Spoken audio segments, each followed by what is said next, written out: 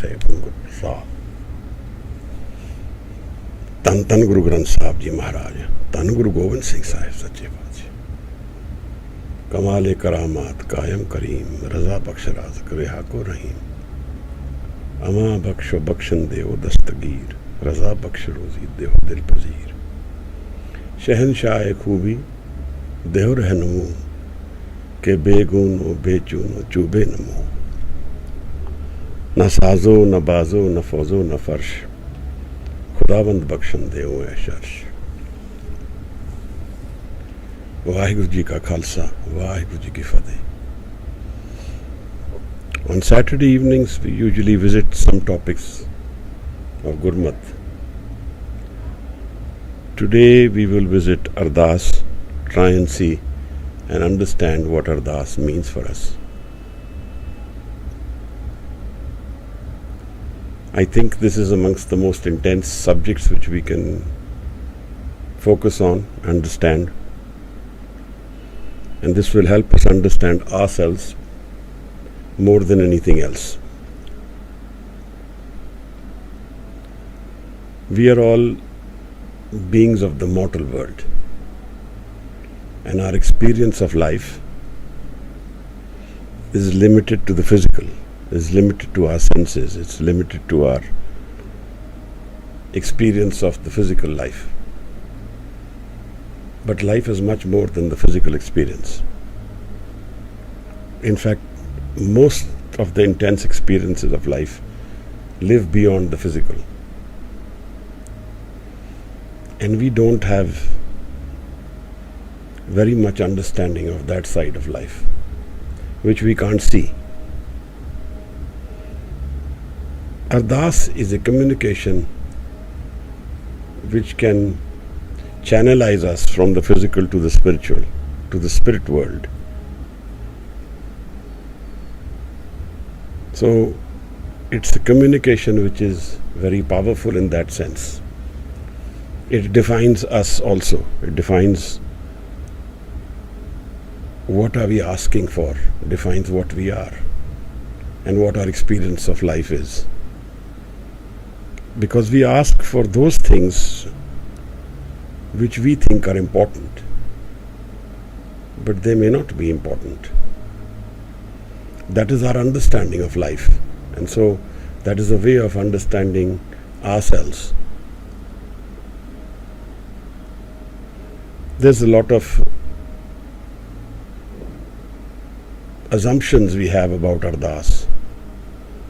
There is a lot of misunderstanding as well. Imagine we go into a shop and there are lots of things in that shop, and we have some currency with us which we can exchange for anything we want. That exchange defines us, defines what we are looking for, defines what we are. Because what we are today is what we have been asking for. We have reached here after we have asked for something, and then we arrive at what we are. But what is the experience of life as a whole? Our perceptions are very physical, so we are very moved by what happens in the physical sense. But there is this changing world we know. We live this changing world experience. Everything is changing here. But there is another side of life where nothing changes, where there is a permanence, there is a stability, there is a presence. And it's not as though it is far away. It's not as though that presence is separated from us. But our vision of that presence, vision of that energy, vision of that aspect of life is curtained. It has a curtain in front of it. And that curtain is natural, because if that curtain didn't exist initially, we wouldn't be able to live life. If I knew that everywhere there is Creator is present with me, It will be very difficult to live. So this is a device, a leela of the creation itself.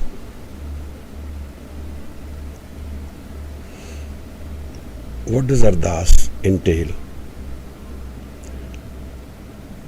How do we do Ardas? And what is Ardas in its ultimate shape and form revealed to us about life? There is the presence of Guru Gobind Singh Sahib everywhere in this world. Everywhere. And Ardas is a communication to that presence. It acknowledges that presence. And Ardas is a way of saying that you are. You are the center of creation. I am not, my ego is not the center of creation. So it's a paradigm shift from what we live. And in that way it can be a shock to us. We are all changing beings, constantly under change.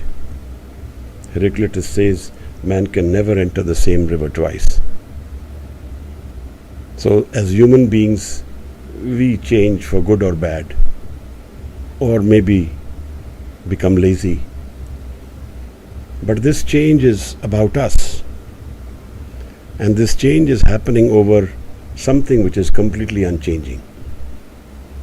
And that presence of Guru has that element in that unchanging with us. So the foundation of our life, the very pillars and structures of our life which we are living, is a permanence, a presence, an energy where my ego is not able to perceive, see, or visualize or imagine. But I actually live that life with this foundation which I am unaware of. This foundation of life is completely stable, timeless, and it has no qualities in the sense that I can define it. And then that energy doesn't take birth by itself. So this breath which we get, which we have, is a gift of that foundation of our life. To meet and understand this foundation which is permanent is the key role of life. If I can find somehow that connection between my changing world and the unchanging world, then I have found permanence, I have found rest. The other condition which that world has is that it is full of what we are actually desiring. It presents life with the package which we are wanting. We want happiness forever. We want timeless life. We want to live so long that we never die. Je jug chare arja, hord suni hoy. This is what we want. But it doesn't exist where we are looking for it. And Ardas is our journey to understanding that life. Ardas has a basic foundation made of the very same elements which we have in our foundation of our own soul, our spirit. And the key to that is love. So if that communication of Ardas has love in it as an ingredient, whatever we may ask for, in whatever fashion, it falls into place. Bhagat Kabir in one place even tells the Guru, tells God, that I have these preconditions before I can do your bhakti. भूखे भगत न कीजे, ये माला अपनी लीजे. And his communication has so much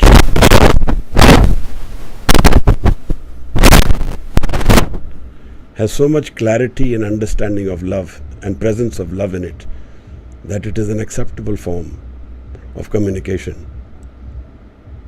When we have love, even complaints are carried. And the opposite is true. If we don't have love and have demands in our ardas, if we have ego and we have preconditions, we say ardas as though it's an order, then we are not accepting the presence of that energy which is all around us, everywhere. Then we are in denial. Then we are saying, I am the focus of life. I am the center of life. I am the foundation of creation. Whereas I am not a permanent entity. I am not a stable, unchanging, permanent entity of creation. I am only a drop of the ocean, insulated from the ocean by my ego. And this ego carries in it my conditioning, what I've learnt in life, what I've absorbed about life, what I've experienced of life, and what I think I am. But all this is not a permanent experience.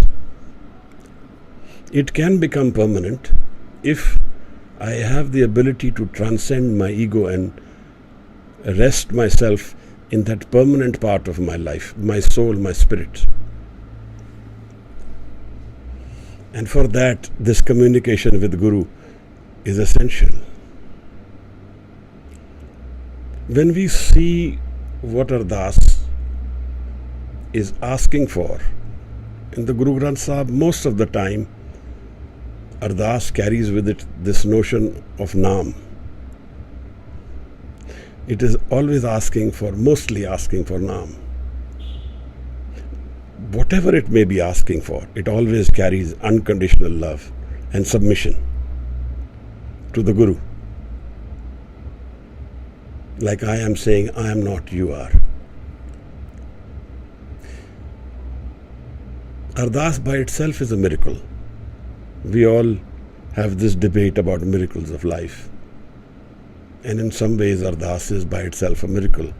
Because the ultimate Ardas, which we do, we dissolve ourselves in the Creator's presence. And only the Creator is. I am not. So some essential aspects of how Ardas is done, or what are the ingredients of Ardas. The first essential ingredient is dhyan, stable mind. Because when I am stable mind, then I have a hazuri, I have a presence. Then I can feel the presence of the energy of Guru around me, with me, within me, without me, everywhere. Then I have this person I can do, or this energy I can give my application to. That is one way of looking at Ardas. There are two ways of looking at that word Ardas. Arz dasht. And there is another Sanskrit meaning to Ardas, which means the same. Arz means application, and dast is to present it to someone. My ultimate Ardas in life is to present myself before my Guru. And then, in that love for Guru, I give up everything. All my demands, my notions for wants, my preconditions, my fears, my turmoils, my chaos. And I submit to the Guru.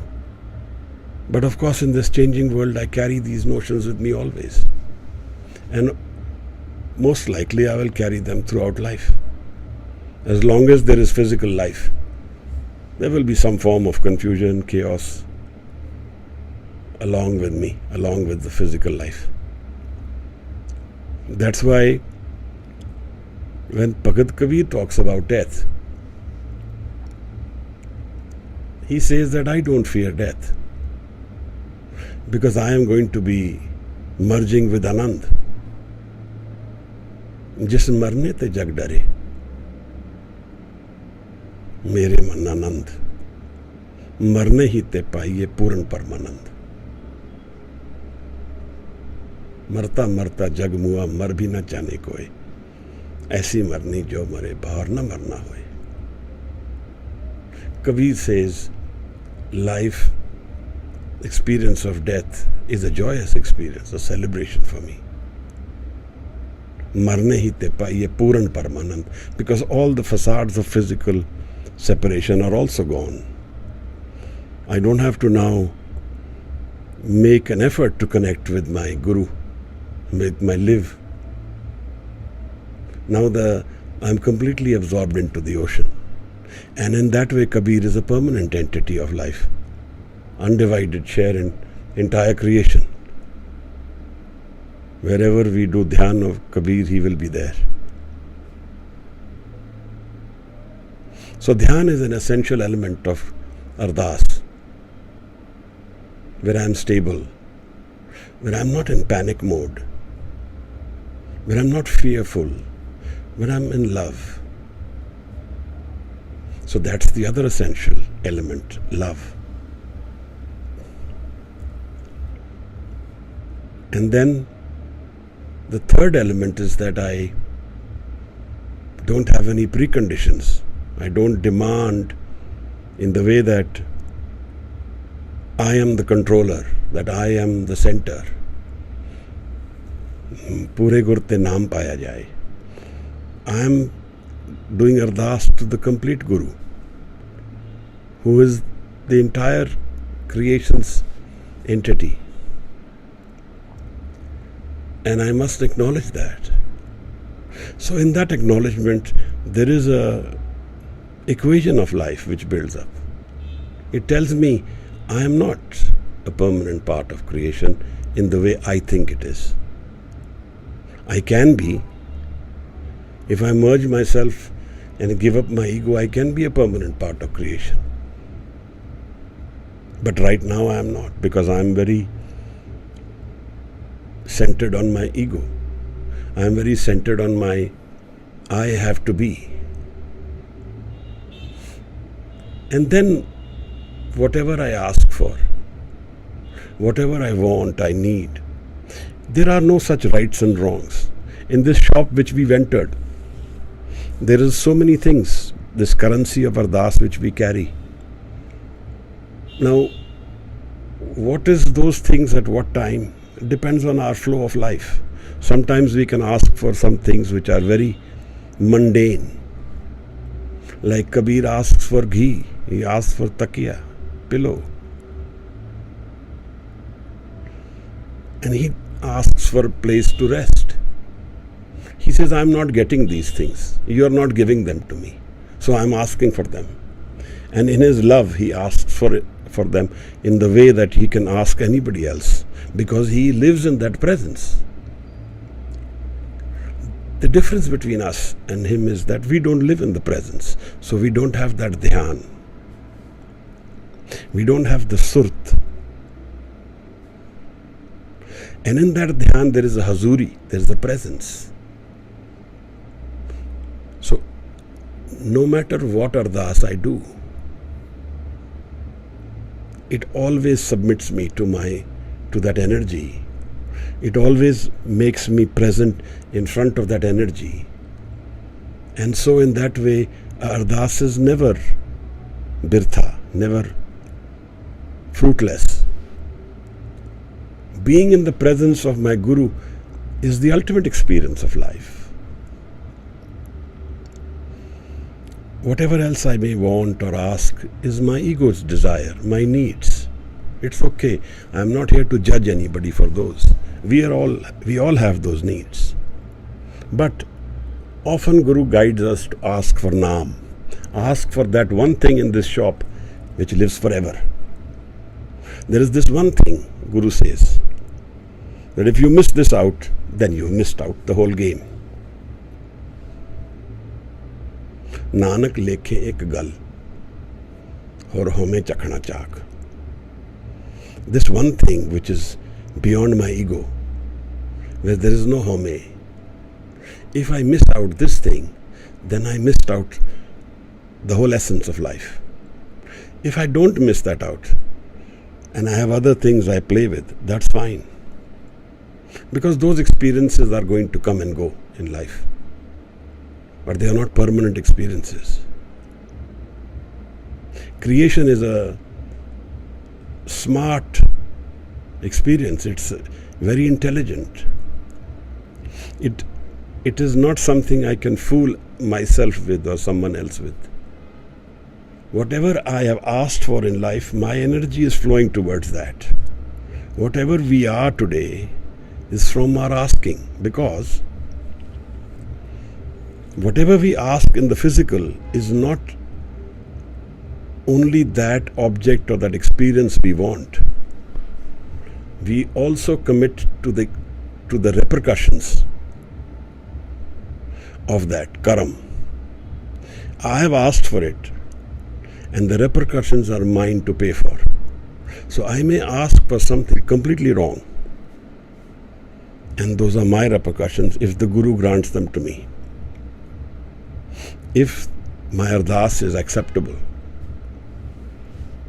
Of course, Ardas is like a miracle in some ways. We have the stories of Maharaja Ranjit Singh in the river of Attak. The river was flowing beyond its natural limits and very dangerous to cross it. And he stood and did Ardas. And he supposedly crossed it. But Ardas has an element of patience with it. An element of trust and faith. An element of, I know it will happen. Not by force, but with love. We have a story of Mai Bhagpari in Kashmir. She weaves a cloth, a shawl for Guru Sahib. And she's in her last years of her life. And she has this prayer that I want to meet Guru Hargobind Sahib Maharaj. Guru Sahib is nowhere near Kashmir. But this prayer is very loving. It's very demanding to the Guru from the love. Because the love is what Guru is also looking for. And Guru meets her. He goes there and meets her. We have this example of Guru Arjan Sahib in the middle of the night running barefoot in the forest to meet his one Sikh who has fallen into a well and who is doing his Ardas in the bottom of the well. And in his rest at home, Guru Sahib is pulled to that situation and he goes running by manj. Guru ka boy tha.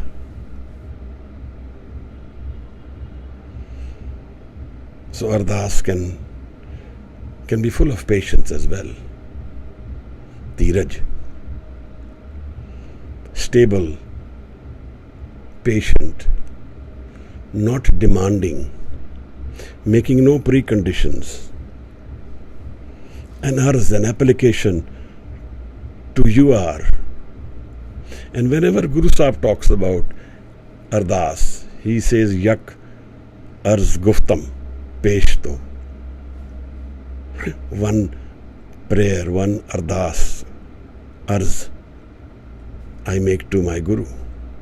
And he explains his own mind state to Guru Nanak Sahib's Shabad. And in the end, he doesn't say that I want this or I want that. He just acknowledges the presence of the Creator and he lets it rest there.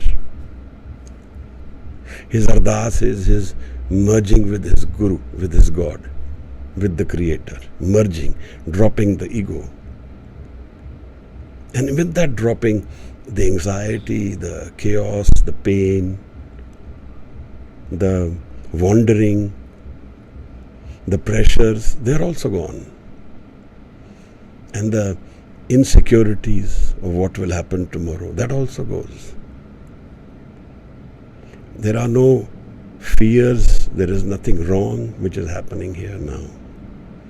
There's an experience of love. So I may want a very mundane thing, but if I am in the presence of the Guru with a dhyan and love, and I ask for it with these things, then the love and dhyan by itself becomes a more transcendent experience, transcending the physical state, transcending the problem which I may be facing by itself also. Because that world has no problems. This world has all the problems. And so I need constant intervention. So he says, I may constantly want your presence in my life. Because I'm always anxious, I'm always fearful of tomorrow. We all are. What will happen in death, Maharaj? What will happen tomorrow? What will not happen tomorrow? All this changing world has no real sum game to it. It's just a movement. And so Maharaj says, this is a supna, it's a dream world. It's not real. But difficult for us to live that state because we don't transcend our ego and live. So for us this dream world is real. We haven't woken up. But if we wake up, we can feel that presence of Guru with us. Then we live these two worlds for some time, preparing and doing this Ardas to Guru. Yakarz Guftam, Peshto. I offer this prayer to you, Maharaj. I am yours. Karo Ardas apne Satgur paas. Nanak naam mile. Sach ras. Karo Ardas apne Satgur paas. Now, our ability to problem solve through Ardas is immense. I know of one example. My father used to tell me that in this one occasion, these two brothers were part of the family. The one son had gone to the army and he was lost and there was no report to where he was. And he was sent by the other brother. And so the brother started cursing his brother and said, because of you, my son has gone missing in the army. You sent him. And this went on for some time. And one day he says that this brother made some kada prasad and stood in front of Guru Sahib and did Ardas that this boy is missing, Maharaj, please help. And what my father told me was that the younger brother had a son who was very young. In the next few days, his son fell ill and passed away. And just after that, this elder boy returned back. He used to say it was amazing, but then there was a lot of hardship for that. These things can also happen. We can, through Ardas, take on others' pain as well. And if we know of some people who are spiritually inclined, then the rule sum is they don't pray for themselves. They only pray for others. They don't pray for their own pain, their own problems. They don't do that. So Maharaj introduces this concept of Ardas where we give up our ego in the ultimate experience. But of course we are mortals. We don't want to give up our ego. And yet we want something. So we can do that. But we must be aware that Ardas is a powerful communication to our Guru. And we must be ready for any form of response we get. It can happen that sometimes the response is completely negative. We want something to happen and just the opposite happens. How do we deal with that? I've seen often enough some people then say there is no Guru because I kept praying, I went everywhere and nothing happened. So this was not a prayer. This was not an Ardas. This was an order.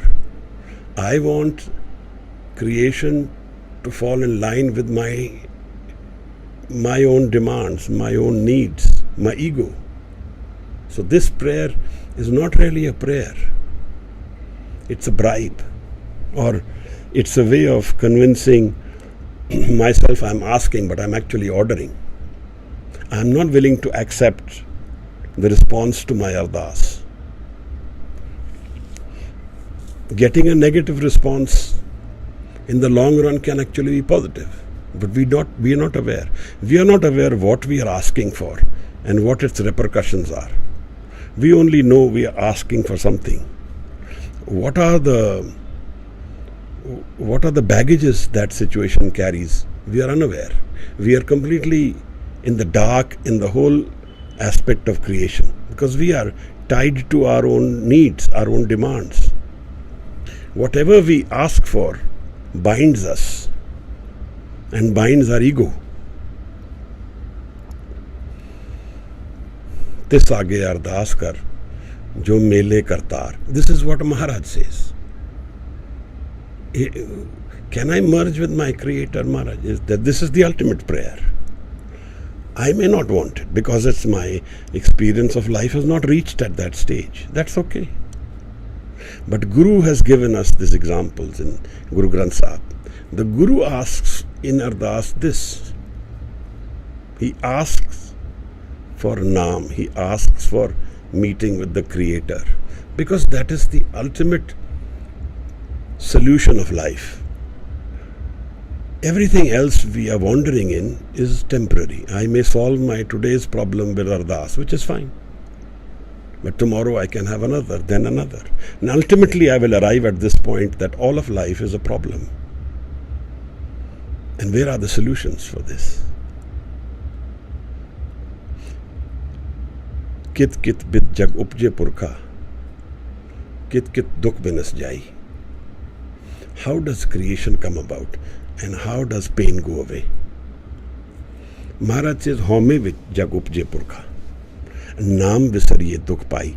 Ultimately, everything which we are asking for is a solution to our dukh, our pain, our separation, our insecurity, our confusion, our inability to know what tomorrow will bring for me. Ultimately, these are my questions. I may solve today's problem, but my life will carry this ultimate experience. My life carries this ultimate question of life. That is life about wandering and from one situation to another and keep seeking solutions? Is that all that life is? Because that aspect will remain as long as we live. As long as we live, there will be some problem or the other in the physical. As long as we live, there will be some experience which will be painful and some joyous. These are part of life. This is how the creation is built, on duality. But is this the ultimate experience of life? That is the question we must ask ourselves. Does life contain the transient only or the changing only? Or is Guru Gobind Singh Sahib Maharaj present everywhere? Is his presence part of my connection to the Creator? Am I able to see beyond that curtain and feel the presence and know it? And then if there is such a place where I can find rest, peace, love, and joy all together, then what would that place be? What do I have to do to get there? Maharaj often says that everything I am is yours. Jio pind sab tera. My ji, my life, my body, my soul is yours. Now, if we really believe that, if we really live that, then who am I? then where am I? And what is my I as an entity? What is that I know about life? About my I? How permanent is that? And then if that is there, then why am I saying everything is yours? This whole creation, this whole part of my soul, my spirit is yours. Jio pind sab tera. Gur prasad rahe liv laye. Hai Hajur Hajar Ardas. Hajar Ardas, the presence. Hai Hajur Hajar Ardas. Hajar Hajur Khudai. Bande khoj dil har roz. The ingredients of Ardas make us walk through our own experience of life. And of course, Ardas is a tremendous empowerment. It's, if we know how to do Ardas with Dhyan, then it is a powerful tool. It is a changing tool. I can change people's lives as a gift. I can change destiny in some ways. But whatever I am asking for has its own repercussions. We must be aware of that. So that is why Guru doesn't make these demands. Guru says, Hukam Razai chalna. Don't try and alter everything you go through. But live the Hukam. The Hukam is the Creator's presence. Live that experience. But of course, we call for Ardas when we are tired, when we are burdened, when we feel we've done enough. I can't do any more. I want intervention. And nothing wrong with that. Because Maharaj says, Jagat Pekari Firt hai, Sabko Data Ram. The whole world is a beggar. And the Creator is the giver.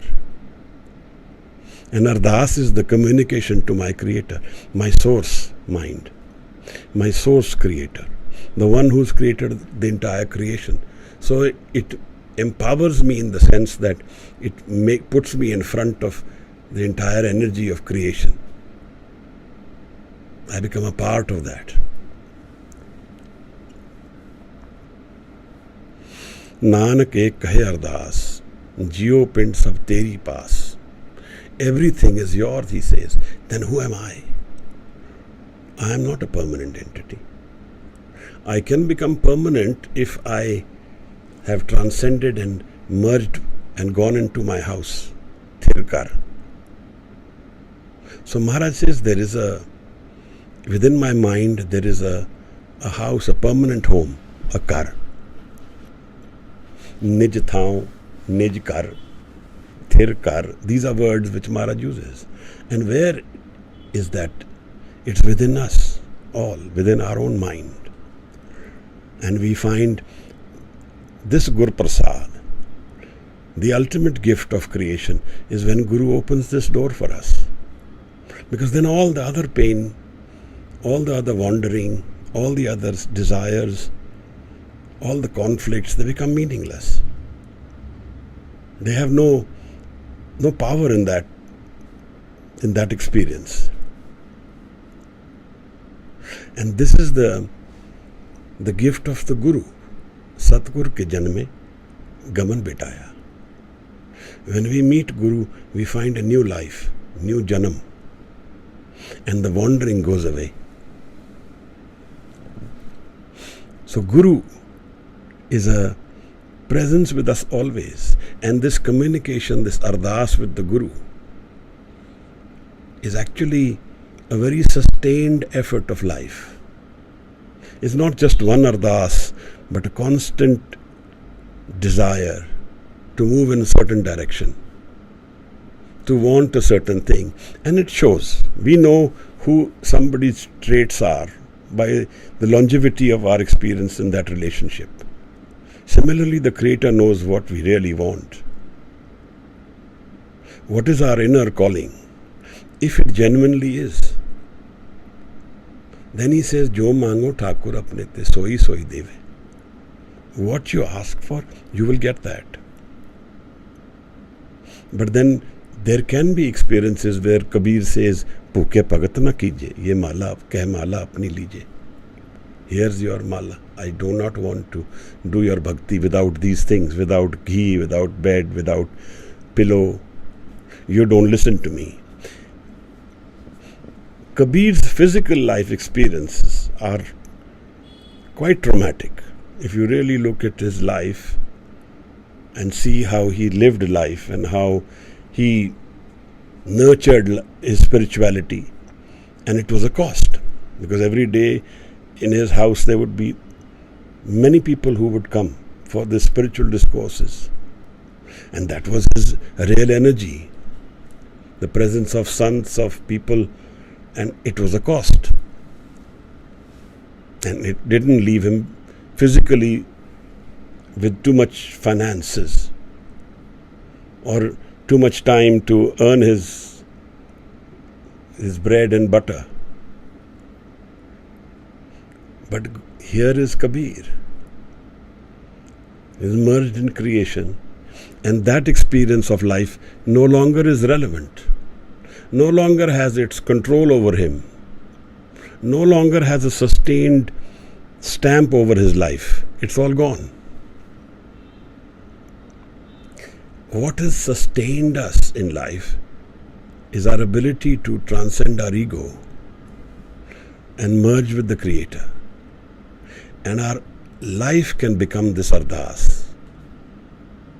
It can become this submission to the Creator. It can become this way of meeting our own source. But Ardas is a powerful tool, can be used small, big, many things. It can be used anywhere. And using a prayer, doing Ardas before the Guru, Kada Prasad, all this has an immense meaning. Because when we do Prasad, the Kirpan is the grace of the Guru. It gets blessed by the Kirpan, by the Kirpa, by Guru Prasad. Even when we go to the Gurdwara, we take Kada Prasad, they will take it out with the Kirpan. That's the symbolic of the Guru's Kirpa in our life. So it has an impact from the physical to the spiritual, from the physical to the soul. I carry this Prasad to my Guru, and he blesses it. He gives Guru Prasad to it. And then I let it be. I don't ask for conditions, because then it defeats the purpose. I've acknowledged the presence of the Guru, and the Guru is the wiser one. Guru is the better energy between I and him.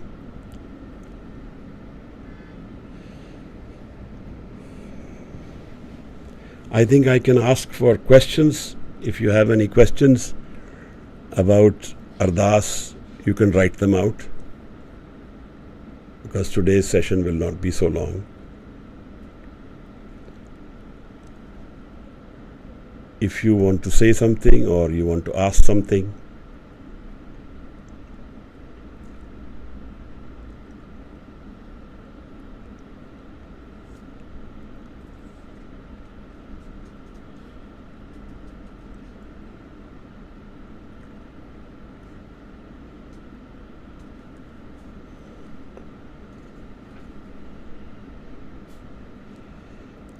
so no questions.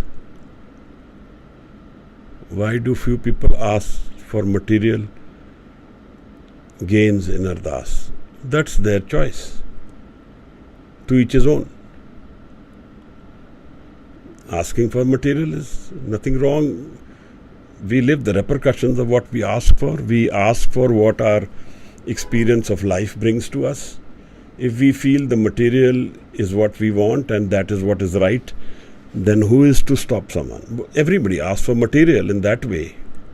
Even Kabir in his prayer is saying, I want ghee, I want bed, I want a pillow. So in that way it is material. We do live on material things. So what's nothing wrong in that? But if everything I ask for is only material, then I am driving my soul energy towards the physical, towards the material world. And in the long run, that causes more pain.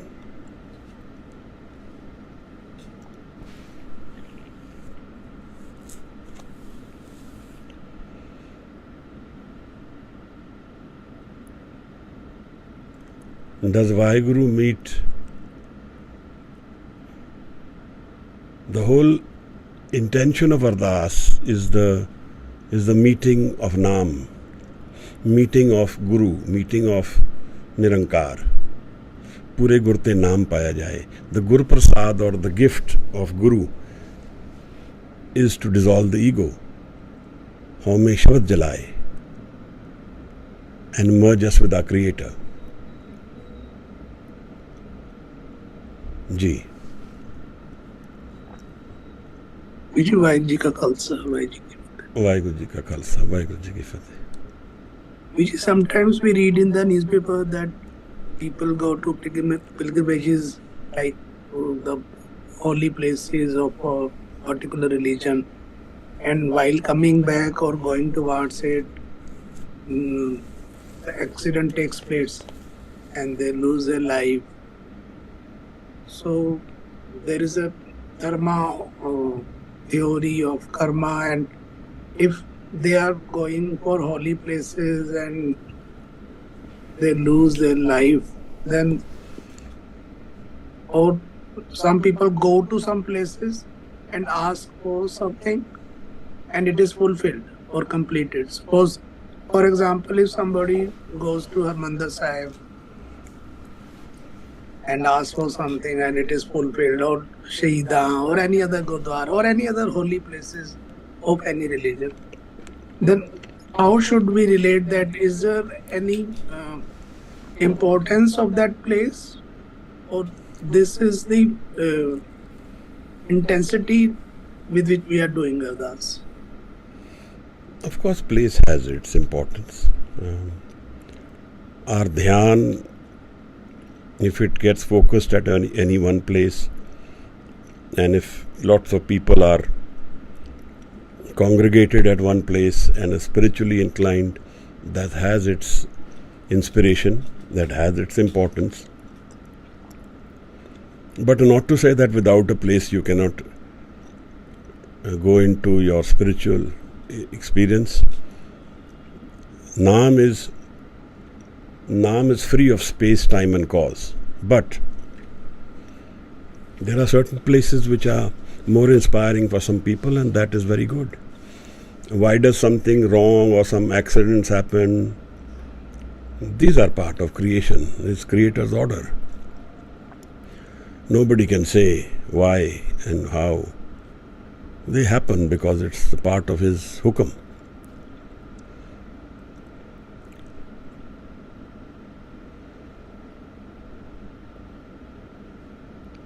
Maharaj says that the whole nature of life or the whole nature of creation is unstable. चिंता ताकी कीजिए जो अनहोनी होए, यह मार्ग संसार में नानक थिर नहीं कोई. There is nothing permanent in this creation. So for us to expect that permanence is a flaw in our own nature. We are in expectation, not in acceptance.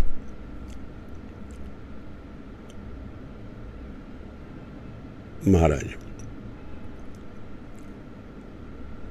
And should Ardas be the last thing for us, that now we have nothing left, we can't do anything, so we are leaning towards Ardas, or we are going for Ardas? Or otherwise, in Sikhism, we see that in all traditions, when people were leaving home, they were doing Ardas, coming back doing Ardas, or before starting something they were doing Ardas, after completing something they were doing Ardas. Mohsin Fani, I think, was one writer who wrote about Sikhs, and I think somewhere he said that they do Ardas everywhere, all the time. When they are doing something, going somewhere, coming from somewhere, it's their second nature. They bring the presence of Guru everywhere. So this depends entirely on us, and we often enough do this Ardas, even if may not be structurally doing it, but we call to the Guru and we do dhyan of the Guru in whatever we are doing. That is a way of Ardas. So I think Ardas is a part of our daily life rather than only a incidence. It can be an incidence, but it's part of our daily life.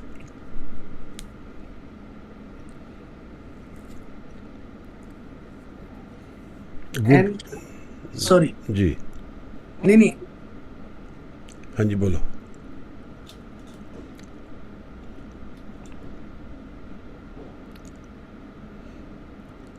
हाँ जी.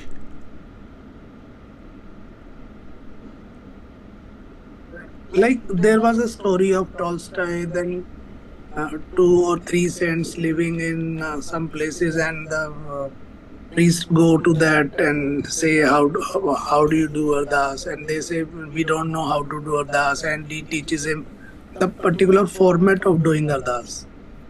And when that priest was coming back by a boat, so he saw back, and that 2 or 3 saints were walking on the water, and they asked for the particular format of that particular religion. Ardas is a way of communicating with love. So what does Maharaj says? Pavani pagat pai kaudi agar pag rakhe.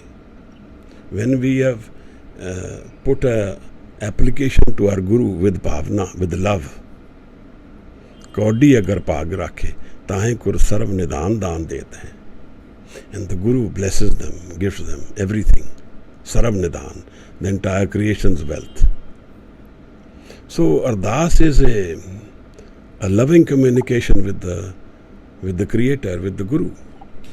You may have a format, you may not have a format.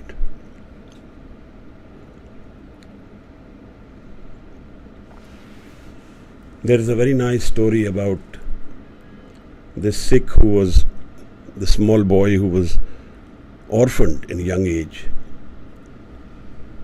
and he was made a slave by a Pathan, and he had sold everything in his house. All his belongings were sold because his parents died and he was very small, and he had a kaudi, a farding, a paisa left with him, which was his own. And he saw some Sikhs traveling, and in those days they used to travel together and they used to sing the Gurbani. So he could relate to them. He knew that his parents had told him that they were followers of the Guru. So he stopped this entourage and he gave them this kaudi, this penny, and he said, if you are going to meet the Guru, which they were doing, they were going to meet Guru Hargobind Sahib in Anandpur, in Darbar Sahib, Amritsar. And he said, please give this kaudi to the Guru. So that was his prayer, that was his Ardas. And the story is that when this group of Sikhs reached Darbar Sahib, they entered Guru Hargobind Sahib Maharaj's presence and they placed this kaudi which this boy had given. And Bhai Gurdas, as a witness, wrote this Shabad. Pahavani pagat pae kaudi agar pag rakhe, tahe gur sarv nidan daan det hain. The story is that the Pathan who had enslaved this child stood on the wall of the well and it collapsed and he died with it. So this boy became free. And all his belongings also came to this boy because there was nobody else. This is a story which Guru Bhai Gurdas wrote. Charan sharan gur ek penda jaye, chal sat gur kot penda, aage hoye lete hain. Ek baar sat gur mantra simran mat, simran tahe barambar gur het hai. You put one step towards the Guru. Guru walks 1 crore steps towards you. You remember the Guru with once with mantra, and he remembers you again and again. Ek baar sat gur mantra simran mat, सिमरन ताहें बारंबार गुर हेत हैं। पावनी भगत पाए कोडी अगर पाग रखे, ताहें गुर सर्व निदान दान देते हैं। सतगुर दया निध महिमा अगाध बोध, नमो नमो नमो नमो नमो नमो हेत है। जी महाराज।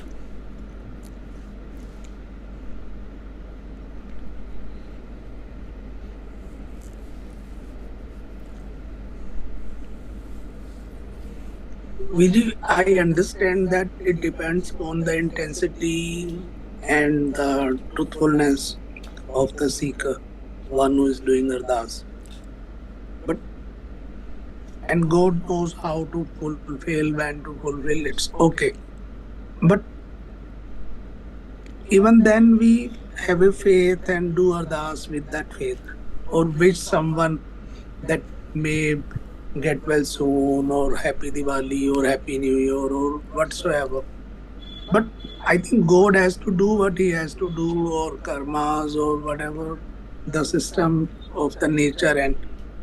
And when we wish someone, does it leave any impact?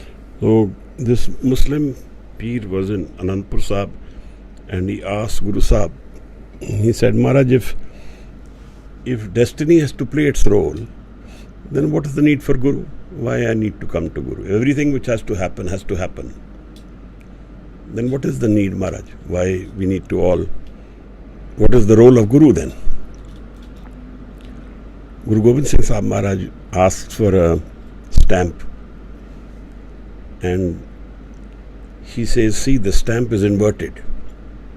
And he said, get me a paper. When you put the stamp on the paper, it gets reversed and it's in its right form. So Maharaj says that the karam of the seeker, of the Sikh, become altered by the Guru's presence, become aligned by the Guru's presence. So the Guru's presence has a value, has an intervention, but then this is not how we can define it. The issue is that we start defining it and we say Guru should do this. That's not how it works. But Maharaj says that this is how a Sikh's life gets altered by Guru's presence.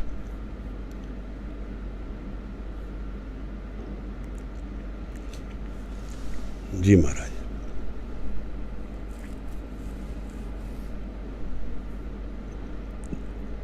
And Vijay, if the Ardas is fulfilled or completed, or how should we differentiate from miracle and prayer? Why we should differentiate? If there is a miracle, if there is not a miracle, Ardas by itself is a miracle. It's beyond the physical. It transcends change, transcends time, transcends entire physical. So we don't know how to define miracles or not define miracles. I don't think there is a need to do that. What is paranormal can be normal for someone.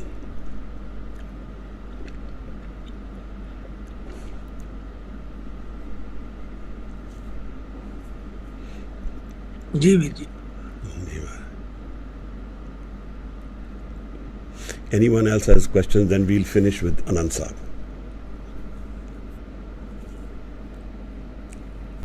ਧੰਨਵਾਦ ਹੈ ਮਹਾਰਾਜ ਜੀ। ਵਾਹਿਗੁਰੂ ਜੀ ਕਾ ਖਾਲਸਾ, ਵਾਹਿਗੁਰੂ ਜੀ ਕੀ ਫਤਿਹ।